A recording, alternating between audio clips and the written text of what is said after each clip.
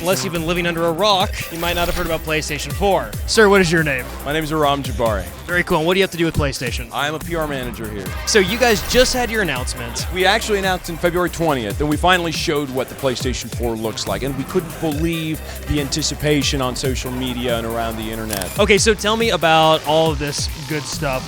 We have the DualShock 4, the first time in over 15 years that we've changed the design that fans are familiar with, and from everything we've heard, we looked at what fans wanted. This is a system that was built from the ground up based on feedback, and that's why you'll find the triggers now, the L2s and R2s curve outward. It's so much better for first-person shooters and racing games. The analog sticks have been tightened up. They're much more precise, and they now are slightly more concave. There's a ridge on the edge, which is something a lot of first-person shooter fans love.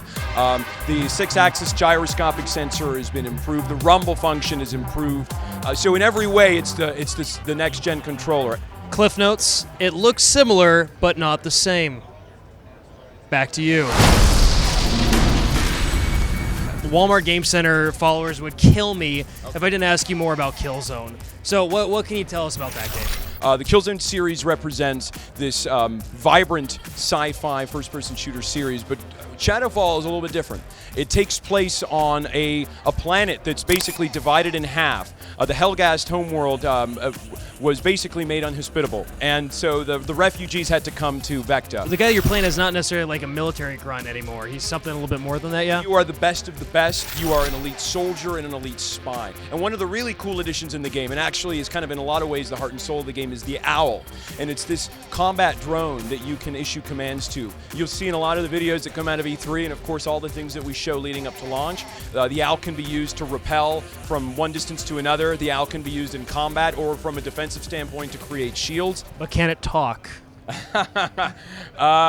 can't have a conversation with the Owl, no.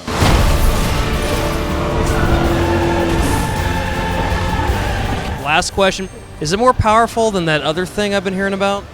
We believe the PlayStation 4 is the most powerful hardware on the market. I think a lot of people agree with us. We're super excited. Uh-oh. We're super excited to come out at such a competitive price point, too. $399 this holiday season. We think what you get with the PlayStation family of products, the PlayStation Network, and our talented studios of developers, it's an offer that can't be beat. Today we're going to find out what people will do for a PlayStation 4.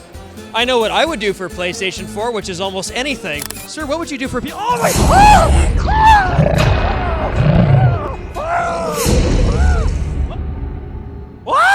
What would you guys do for a PlayStation 4? What would you do for a PlayStation 4? Sir, what would you do for a PlayStation 4?